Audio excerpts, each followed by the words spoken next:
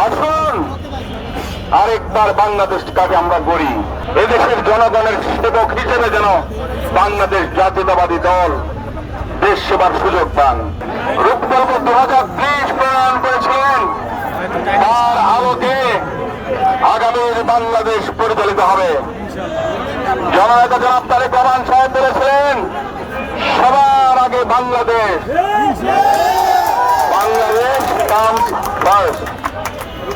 আমি বলি সবার আগে ঢাকা 10, ঢাকা 10 কামস ফার্স্ট। আমরা বাংলাদেশে 300টা কনস্টিটুয়েন্সির মধ্যে এই ঢাকা 10কে পরিবর্তন করে দেব আমল ভাবে।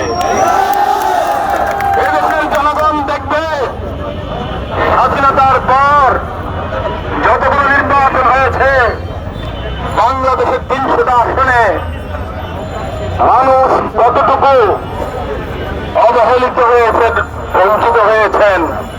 এই ঢাকা 10-এ আমরা নতুন একটা বান বইয়ে দিতে চাই। সমগ্র ঢাকাবাসী, সমগ্র দেশবাসী যেন দেখতে পারেন।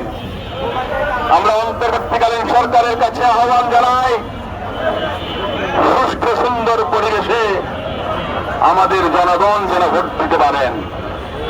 3বার আমরা ভোটাধিকার বঞ্চিত হয়েছি। 18 বছরের যুবকরা ভোট দিতে পারেন নাই। 4.5 কোটি নতুন ভোটারের কাছে আমার উদাত্ত আহ্বান, দেশনেত্রী বেগম খালেদা জিয়ার আহ্বানে সারা দিন, জনগণের নেতা জনাব তারেক রহমানের আহ্বানে সারা দিন। আসুন আরেকবার বাংলাদেশটাকে আমরা গড়ি।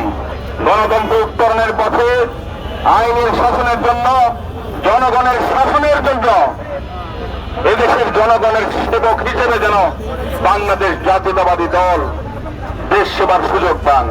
আমরা শাসক হতে চাই না, আমরা শোষক হতে চাই না, আমরা জনগণ